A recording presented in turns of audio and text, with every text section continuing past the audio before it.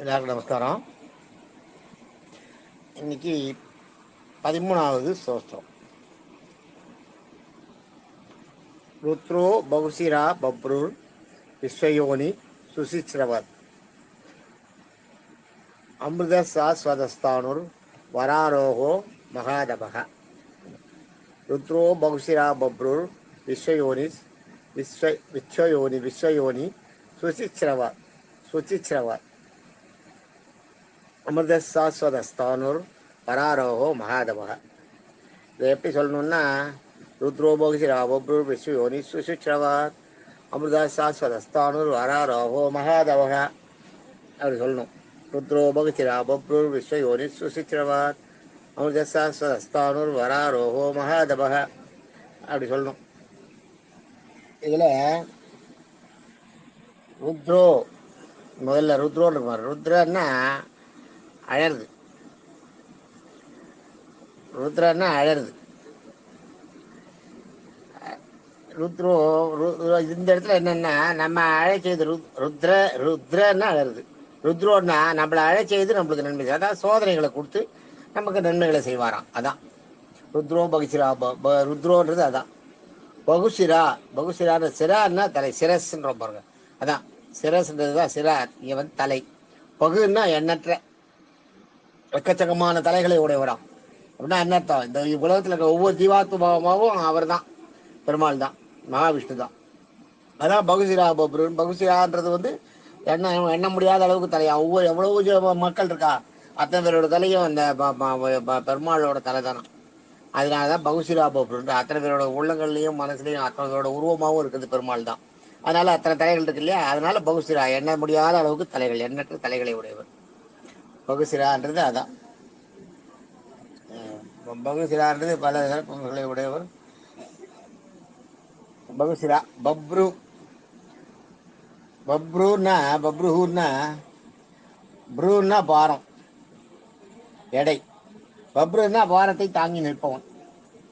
அதான் அந்த உலகத்தை தாங்கி நிற்கிறவர்னு அர்த்தம்.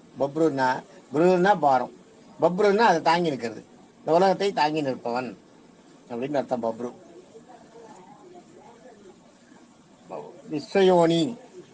விஸ்வயோனின்றதுக்கு தன்னுடைய ஜீவனை அனைத்தையும் சமமாக பாவிப்பவர்னு இவர் சொல்லியிருக்காரு ஆதிசங்கர பகவத்பாதால். ஆனால் சத்யசந்த சித்தர் கரெக்டாக சொல்லியிருக்கார். விஸ்வம்னா பூமி, விஸ்வயோனின்னா பூமாதேவியோட உறவு கொண்டவர்னு அர்த்தம் இதுக்கு. அதனால தான் அதை பூமாதேவியோட உறவு கொண்டதுனால தான் மகாபலி அப்புறம் தான் பிறந்தார்.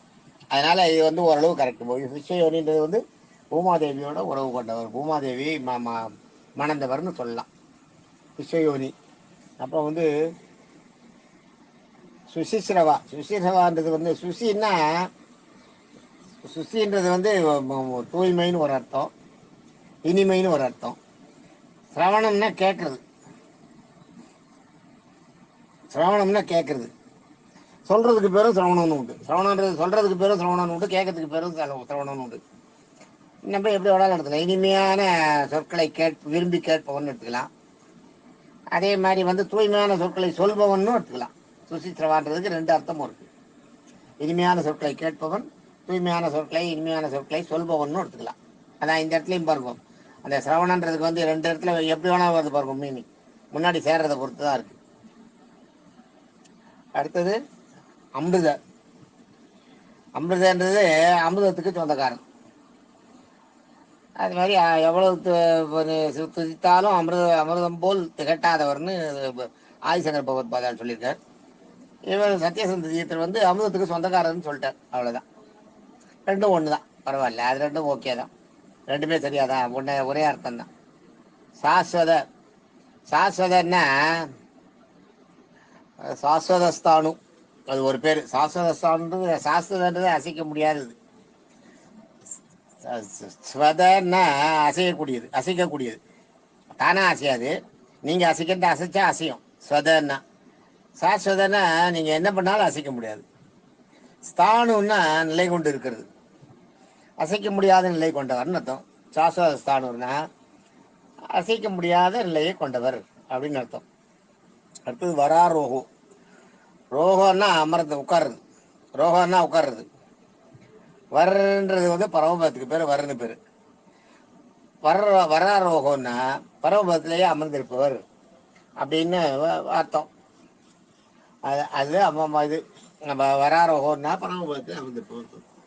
ரோகம்னா உட்கார்ந்துருக்கிறது, வர்றதுன்னா பரமபதம், பரமபதத்தில் அமர்ந்திருப்பவர் அப்படின்னு அர்த்தம். மகாதப, மகாதபன்ற மிகப்பெரிய தவத்தின் உருவானவன் அப்படின்னு தான். மிக தவம் மகாதவன் பெரிய தவத்துக்கு சிறந்த ஞானம் உள்ளவர், தபஸ்வி. கபிலாவதாரம், கபிலாவதாரம் ஃபுல்லா தபஸ்தா, அதனால கபிலாவதாரம் எடுத்தவர் மிகச்சிறந்த தபஸ்வி, ஞானம் உள்ளவர் அப்படின்றதா அர்த்தம் மகாதபன்னா. ஆக இன்னைக்கு வந்து இந்த இன்னைக்கு எத்தனை போயிருக்கு? ருத்ரோ 1, பகுஷிரா 2, பப்ரு 3, விஸ்வயோனி 4, சுசிஸ்ரவா 5, அமிர்த 6, சாஸ்வதஸ்தானு 7, வராரோகம் 8, மகாதபக 9. இன்னைக்கு 9 சகசநாமத்தில் இன்னைக்கு 9 போயிருக்கு நமக்கு. நேற்றுக்கு 114 வரைக்கும் பார்த்தோம். இன்னைக்கு 115லேருந்து 123 வரைக்கும் 9 பேர் இன்னைக்கு சொல்லியிருக்கோம், நம்ம தெரிஞ்சுட்டு இருக்கோம். ஆக இது வரைக்கும் விஷ்ணு சகசநாமத்தில் 1123 தெரிஞ்சுட்டாச்சு, 13வது ஸ்லோகம் வரைக்கும். இன்னைக்கு வரைக்கும் 123 இன்னும் நம்மளுக்கு பாக்கி இருக்கு. எல்லாம் உங்களுக்கு புரியறதா? எல்லாம் கரெக்டாக புரியல? புரியலன்னா கேளுங்க, கேட்டாதான் புரியும் இந்த விஷயம். இதில் மட்டும் கேட்காம கேட்கலன்னா புரியாது, புரியாத இடத்துல கேட்டாதான் புரியும். தேங்க்யூ.